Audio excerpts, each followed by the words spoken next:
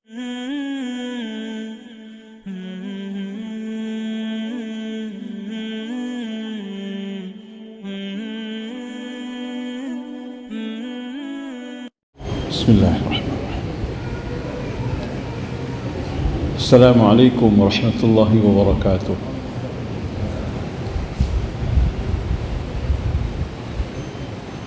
Alhamdulillah hamdan katsiran thayyiban mubarakan fihi kama yuhibbu rabbuna wa yarda. Wa sallallahu wa sallama wa baraka ala saffati khalqihi wa khatami rasulihi Muhammad wa ala alihi wa sahbihi والذين آمنوا به وعزروه ونصروه واتبعوا النور الذي أنزل معه إلى يوم الدين.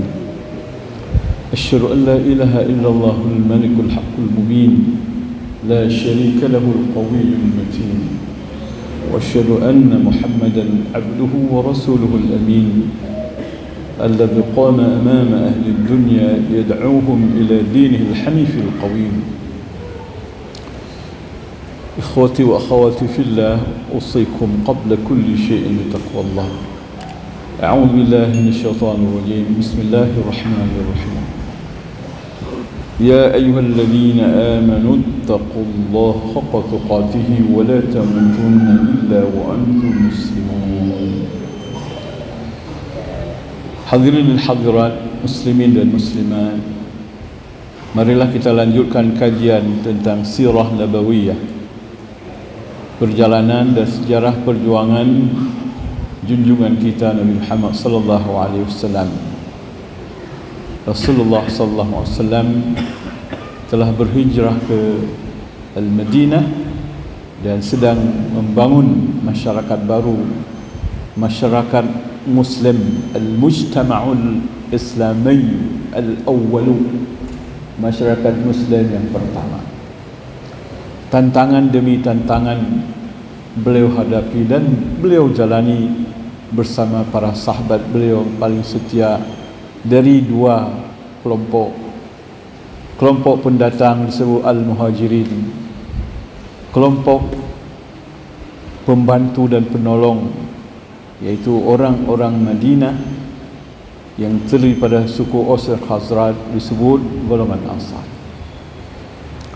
Di tengah berbagai tantangan yang sudah saya jelaskan, kini beliau menghadapi suatu hal yang sangat berat, yaitu peristiwa Perang Badar. Ini perang pertama terjadi di dalam Islam. Tentu kita bertanya, apa yang melatar belakangi terjadinya Perang Badar? Mengapa Perang Badar itu terjadi? Bila kita teliti, penyebabnya cuma 3.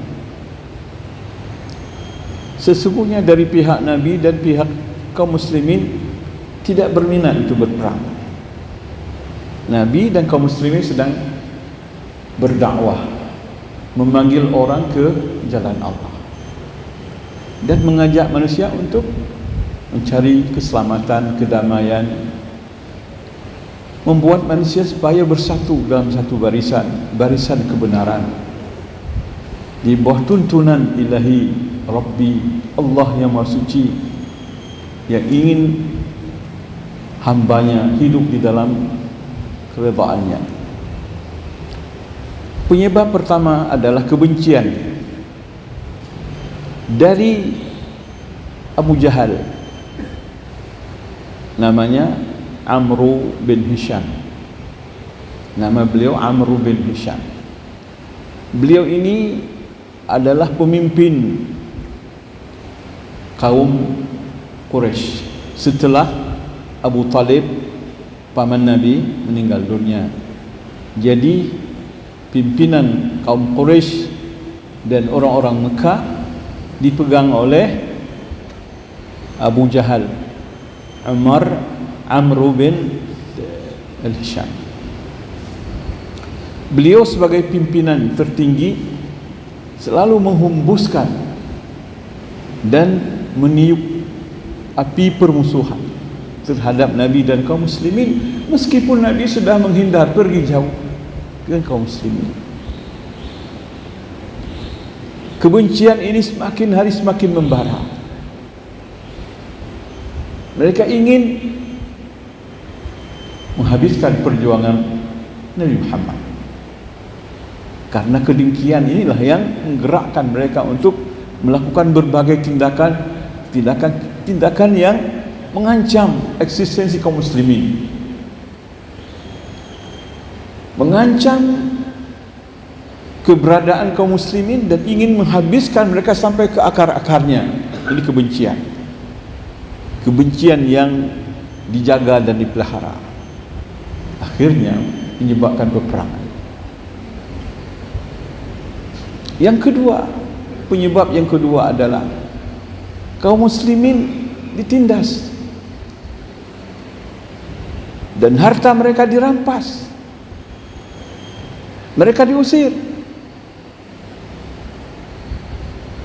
sehingga Allah mengizinkan kaum muslimin itu mempertahankan diri pada tahap awal. Udzina lil ladzina yuqataluna bi annahum zulimu. Diizinkan pada orang-orang yang diperangi, dimusuhi dan diperangi, dan mereka sudah dizalimi. Wa innallaha ala nasrihim laqadir. Sungguh Allah mampu memberi kemenangan, sanggup menolong orang-orang beriman ini, janji Allah. Dalam surat Al-Anfal ayat 39. Alladzina ukhriju, orang-orang yang diusir, dikeluarkan min diyarihim, dari kampung halaman mereka, bighairi haqqin, tanpa ada alasan yang benar, illa ayyaqulu, kecuali karena mereka beriman, ayyaqulu rabbuna Allah, kecuali karena mereka berkata dan berprinsip Rabb kami Allah, Allah Rabb kami dan tidak ada syirik baginya. Itu saja, tidak ada yang lain. Yang ketiga, mereka ini diteror terus menerus, diancam, benci. Kemudian sebelumnya mereka menindas, mengusir, merampas harta, kemudian mengancam terus menerus, kirim surat, kirim orang, bermacam-macam bentuk teror yang dilakukan. Sampai di sini, tidak pantaskah kaum muslimin untuk mempertahankan diri? Sampai di sini, wahai orang berakal, wahai orang yang berfikir secara waras dan adil, tidak berhakkah Nabi dengan kaum muslimin untuk membela diri dan mempertahankan Islam? Allah sudah beri izin, oleh karena mereka diperangi, oleh karena mereka dizalimi, oleh karena mereka diusir, oleh karena harta mereka dirampas. Sangat wajar. Jadi ketika Abu Sufyan bin Harb mau pulang dari negeri Syam, dari Syria sekarang, membawa barang-barang dagangan pulang dari berdagang dan berbisnis dalam kafilah dagang, Nabi dan sahabat menunggu mereka, ingin membuat perhitungan atas ancaman, dan kalau perlu harta mereka diambil, karena mereka telah merampas harta kaum muslimin. Dari hasil barang dagangan ini akan diambil oleh kaum muslimin, ganti barang-barang yang dirampok dan dirampas, dikuasai oleh mereka. Sedangkan orang Mekah berdagang dalam satu rombongan, dipimpin oleh Abu Sufyan bin Harb. Tapi ketika beliau tahu bahwa kaum muslimin sedang menunggu beliau, beliau mengirim orang ke Mekah untuk mengajak mereka membantu beliau dan untuk menyelamatkan harta dagangan. Maka datanglah orang Mekah semuanya, dan beliau lari dengan harta dibawa, terus lari ke arah utara. Ke arah utara beliau lari, dan beliau tidak ikut perang. Orang yang datang dari Mekah lah nanti akan berperang. Ini gambaran awal saya ceritakan. Perang ini namanya Perang Badar, karena terjadi di sebuah kota, sekarang kota provinsi Badar. Dulu kampung biasa, sekarang provinsi, yang terletak di sebelah barat kota Madinah. Jaraknya kalau ukuran sekarang 150 km. 150 km. Kalau di sini mungkin sampai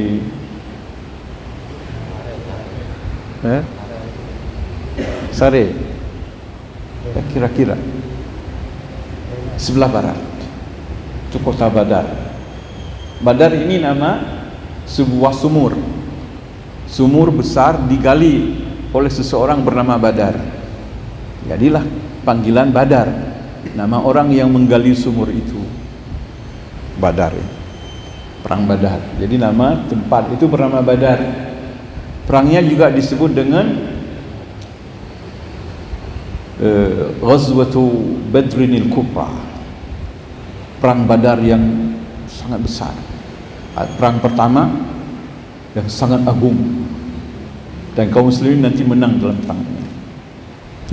Disebut juga dalam Al-Quran dengan Yaumul Furqan, hari penentuan antara kebenaran dan kebatilan, hari yang menentukan perbedaan antara kebatilan dan kebenaran. Allah sebutkan di dalam surah Al-Anfal ayat 41, in kuntum amantum billahi wa ma anzalna ala abdina yawmal furqan yawmal taqal jam'an. Kalau kalian beriman kepada Allah dan beriman kepada kitab yang Allah turunkan kepada hambanya pada yawmal furqan, pada hari al-furqan, hari pembeda antara hak dan batil. Yawmal taqal jam'an, hari di mana dua pasukan bertemu. Yawmal taqal jam'an. Azali ahibbai rahimakumullah. Perang ini terjadi tanggal 17 Ramadan tahun kedua Hijriah. Penanggalan Masehi 13 Maret tahun 626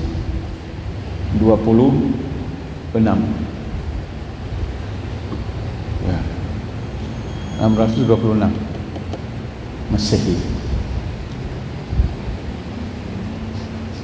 Aizai wa hibbai rahimakumullah, bagaimana perbandingan jumlah dan perbandingan antara pasukan kaum muslimin dan pasukan musyrikin?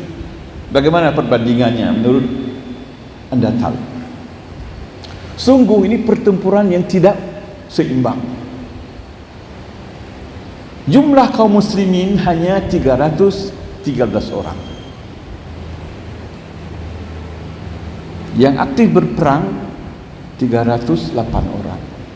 305 orang, 8 orang tidak ikut berperang tapi hadir.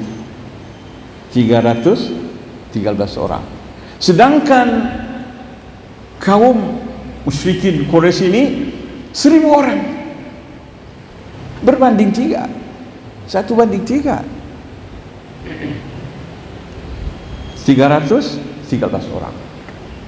Peralatan kaum muslimin, pedangnya cuma 8 pedang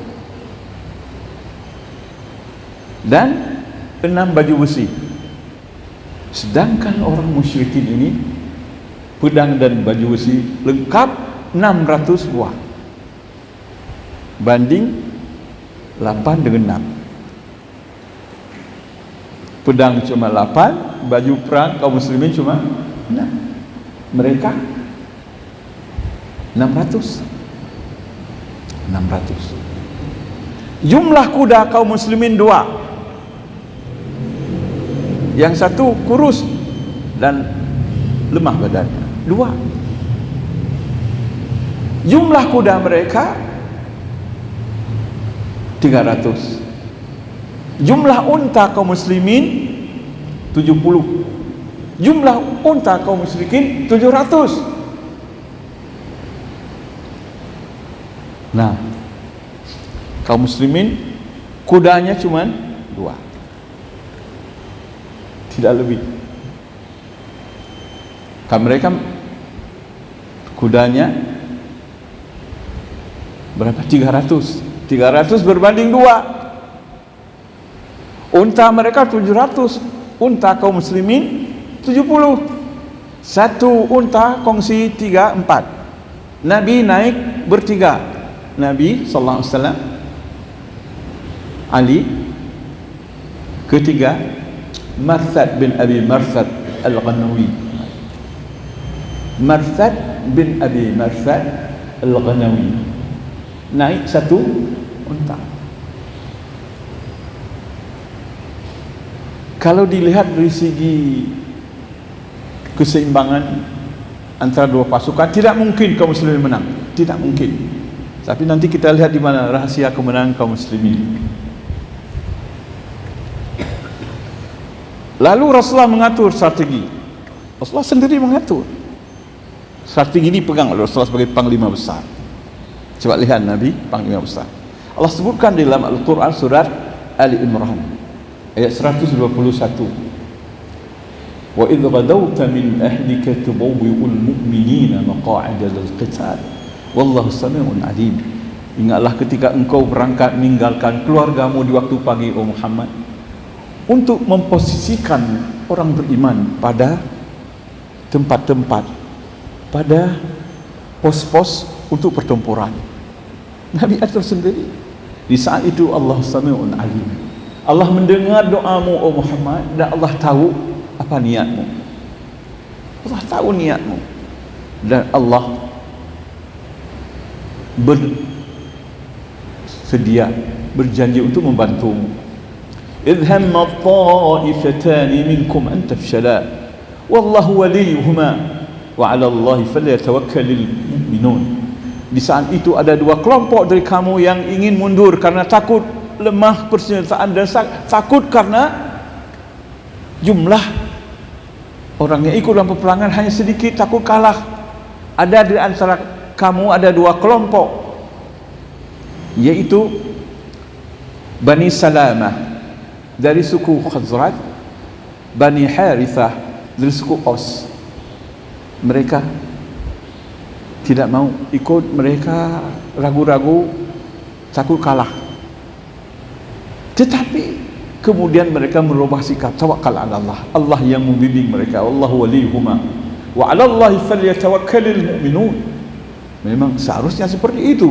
Orang beriman harus bertawakal kepada Allah. Allah membantu. Ikut.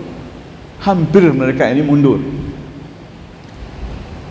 Allah mengatakan, وَلَقَدْ نَصَرَكُمُ اللَّهُ بِبَدْرٍ وَأَنْتُمْ أَذِلَّةٌ فَاتَّقُوا اللَّهَ لَعَلَّكُمْ تَشْكُرُونَ. Allah sudah membantu kalian. Allah membantu kalian di Badrin, dalam perang Badar. Wa antum adillah, sedangkan kalian sangat lemah, sangat kecil, sangat kurang persenjataan. Allah yang membantu. وَلَقَدْ نَصَرَكُمُ اللَّهُ بِبَدْرٍ وَأَنْتُمْ أَذِلَّةٌ. Allah membantu kalian dalam perang Badar walaupun kalian sedikit sekali. Fattaqullah, maka modal kamu selalu takwa dan syukur pada Allah. Ketika kamu bertakwa dan bersyukur, Allah membantu meskipun lawan sangat kuat. إذ تقول للمؤمنين ألن يكفيكم أن يمدكم ربكم ب3,000 من الملائكة منزلين. Ketika engkau berkata, wahai Muhammad, tidakkah cukup Allah memberi bantuan kepada kalian dengan 3,000 malaikat yang akan diturunkan? Jangan takut. Allah menjanjikan menurunkan 3,000 malaikat akan membantu kalian. Bala, cukup? Bagaimana enggak cukup? Banyak sekali. In tasbiru wa tattaqu wa ya'tukum min fawrihim hadha yumdidkum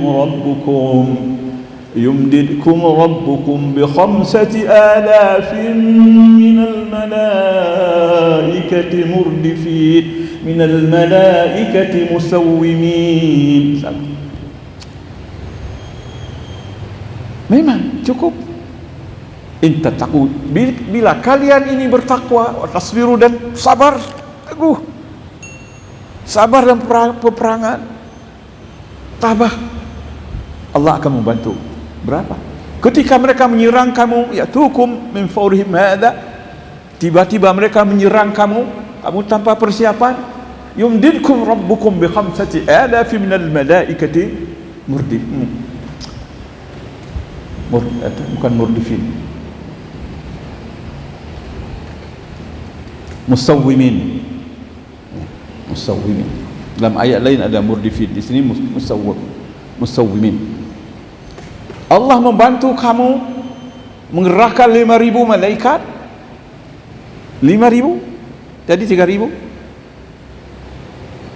Musawwimin, yang diberi tanda. Ada tanda di sini, malaikat. Dan mereka punya kuda-kuda sendiri, punya onta sendiri, punya peralatan sendiri, yang tidak bisa ditandingi dan dikalahkan oleh orang-orang musyrikin. Nah, nanti di sini sumber kemenangannya. Samping kaum muslim ini taat dan patuh, sabar, Allah datangkan bantuan pertama 3.000, kemudian 5.000. Kalau diperhitungkan dari segi strategi militer, kan peralatan dan perlengkapan perang tidak cukup. Kuda dua ekor.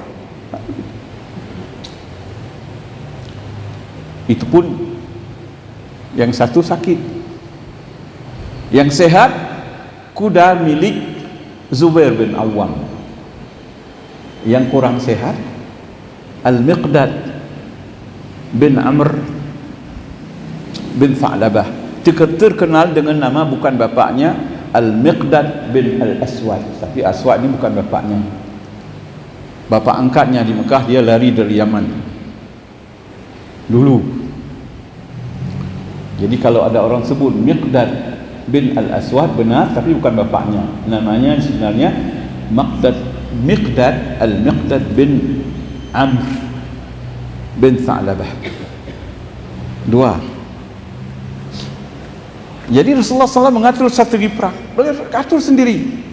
Beliau panglima besar, panglima perang, komandan besar. Yang memegang bendera perang adalah Mus'ab bin Umar Al-Abdari namanya, yaitu duta Nabi pertama ke Madinah dan da'i Nabi untuk mengajak orang masuk Islam sebelum Nabi hijrah. Namanya Mus'ab bin Umar Al-Abdari. Dia megang bendera perang. Komando sebelah kanan adalah Zubair bin Awam. Zubair bin Al-Awam, karena beliau punya kuda. Jadi komando sayap kanan adalah Zubair bin Awam. Komando sayap kiri Al-Miqdad bin Amr bin Tha'labah, terkenal dengan Al-Miqdad bin Al-Aswad.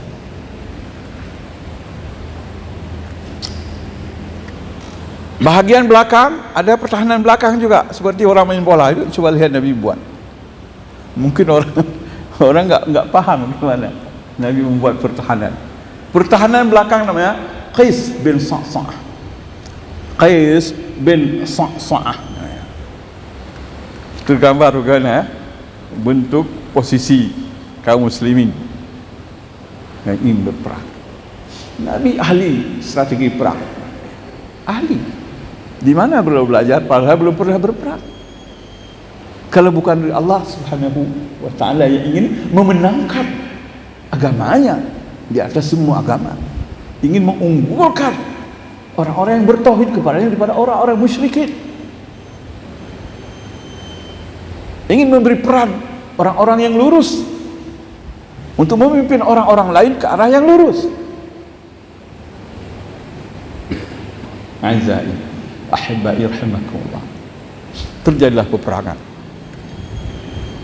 Berapa lama perangnya? 2 jam, tidak lebih. Dalam 2 jam setengah hari sudah selesai. Setengah hari selesai. Di mana kaum muslimin memenangi perang ini, mengalahkan kaum musyrikin. Berapa orang yang mati di kalangan orang musyrikin? 70 orang. Yang dapat ditawan 70 orang. 70 orang dibunuh, 70 orang ditawan. Yang lari, yang lain pulang. Lari cepat-cepat. Jumlah 1000, yang tersangkut di sini 140 orang. 70 orang terbunuh, 70 orang tertawan. Yang lain sempat pulang. Dari kaum muslimin syahid 14 orang. 14 orang. 8 orang dari kaum Ansar, 6 orang dari kaum Muhajirin. Yang mati di kalangan kaum musyrikin yang paling akok-akok, bos-bos besar, otak-otak intelektual yang ingin merusak kaum muslimin, yaitu the big boss yang bernama Amru bin Hisham, atau dikenal dengan Abu Jahal. Abu Jahal, big boss, bos terbesar, mati.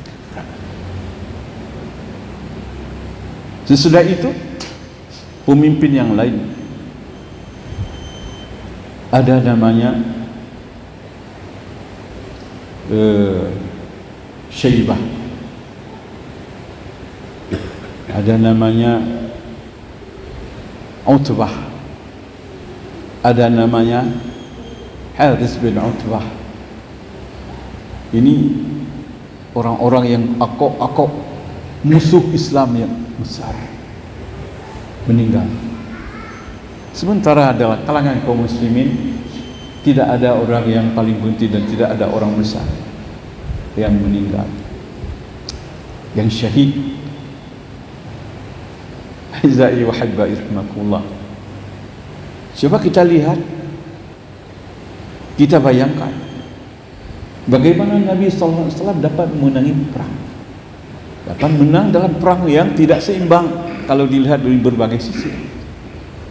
Tapi dengan izin Allah, Allah Subhanahu wa taala yang memenangkan mereka dengan sebab tabah, sabar, patuh, ikut apa yang diberi komando oleh Rasulullah SAW, tidak melawan. Di samping itu Allah menurunkan para malaikat. Tahap pertama 3.000 orang munzalin. Kemudian ketika mereka sudah sangat sabar, takwa dan sabar, bala in tattaqu wa tasbiru wa ya'tukum min fawrihim hadha, dan mereka tiba-tiba menyerang, yumdidkum rabbukum, Allah Tuhan memberi bantuan padamu hai kaum muslimin, bi khamsati alafin minal malaikati musawwimin. Allah turunkan bantuan malaikat sebanyak 5.000 orang yang diberi tanda. Ada tanda-tanda yang bukan manusia, itu malaikat. وَمَا جَعَلَهُ اللَّهُ إِلَّا بُشْرَى لَكُمْ وَلِتَطْمَئِنَّ قُلُوبُكُمْ بِهِ وَمَا النَّصْرُ إِلَّا مِنْ عِنْدِ اللَّهِ الْعَزِيزِ الْحَكِيمِ لِيَقْطَعَ طَرَفًا مِنَ الَّذِينَ كَفَرُوا أَوْ يَكْبِتَهُمْ فَيَنْقَلِبُوا خَائِبِينَ. Tidak Allah jadikan itu kecuali Allah turunkan malaikat kecuali untuk memberi kabar gembira kepada kalian akan dapat kemenangan. Walitasma'inna qulubukum bih, dan agar kamu merasa tenang, hati-hati kalian tentram. Wa man nasru, tidak ada kemenangan illa min 'indillahil azizil hakim, kecuali yang diberikan oleh Allah yang Maha Perkasa lagi Maha Bijaksana. Untuk apa? Liyaqta'a tarafan minal ladzina kafaru, karena Allah ingin menghancurkan sekelompok orang kafir.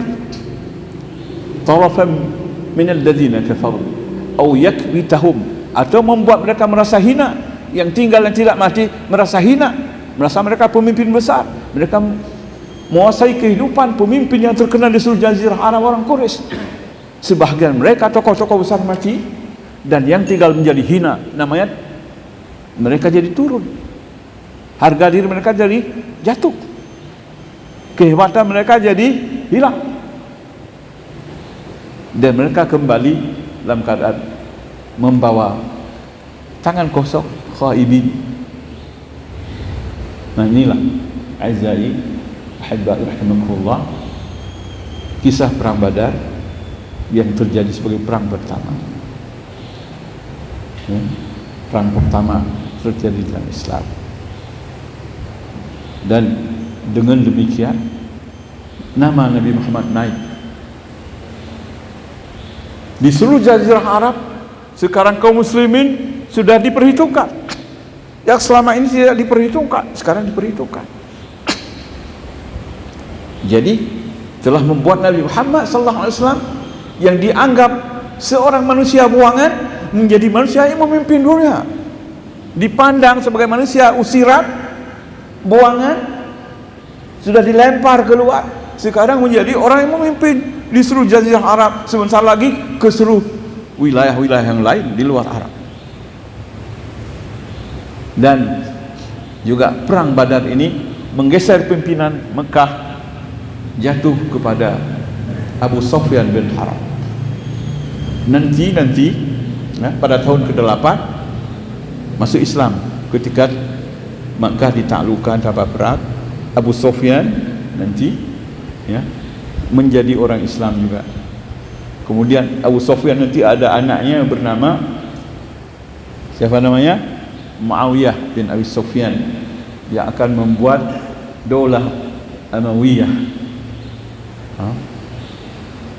di Syria.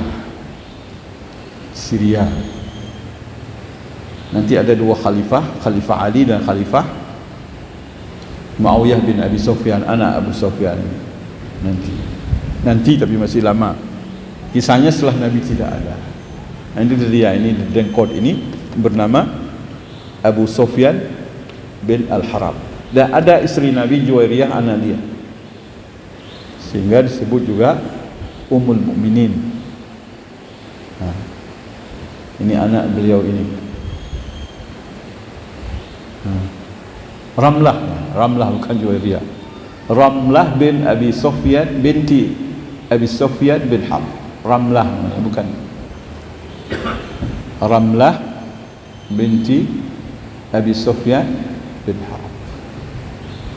Subhanallah. Nabi sengaja nikah dengan dia karena ingin mempersatukan orang Arab. Jadi anak ketua ini, kalau sudah anak pemimpin, kalau sudah dinikahi, dikawini, insyaallah pemimpin itu nanti akan tunduk. Ini strategi Nabi SAW. Allah telah memberi satu bayangan, memberi ilham kepada Nabi untuk menikahi beliau untuk kepentingan masa depan. Malam ini saya pikir sudah cukup, karena waktu pun tidak mengizinkan lagi. InsyaAllah nanti saya terangkan hikmah-hikmahnya dan lanjutan daripada uraian tentang Ghazwatu Badr, perang Badar.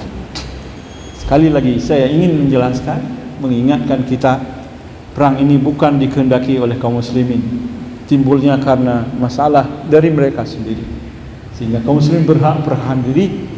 Dan juga kalau mengambil harta rampasan perang, karena harta mereka dirampas, karena harta mereka dikuasai oleh orang Quraisy. Dan bukan Islam yang pernah menghalalkan harta rampasan perang. Allah yang menghalalkan kepada nabi-nabinya sebelum Nabi Muhammad. Dalam syariat Musawiyah, syariat Nabi Musa juga dihalalkan. Syariat Nabi yang lain juga hukum perang. Kalau sudah kalah perang, harta milik orang yang menang, dan orang yang tertangkap menjadi budak. Nanti datang Islam merubah, memerdekakan orang. Awalnya sudah dari dulu sudah begitu. Jadi jangan bilang Islam yang membuat model, bukan. Bukan. Semua bukan dari Islam. Hal-hal yang negatif, hal-hal yang tidak baik. Pelan-pelan Islam membebaskan dan melepaskan manusia daripada hal-hal yang tidak baik dan tidak adil di dalam kehidupan. Aizza'i muhibbai rahimakumullah. Demikianlah uraian secara singkat pada malam ini. InsyaAllah saya sambung minggu akan datang. Subhanakallahumma bihamdika asyhadu an la ilaha illa anta astaghfiruka wa atubu ilaik. Wassalamualaikum warahmatullahi wabarakatuh.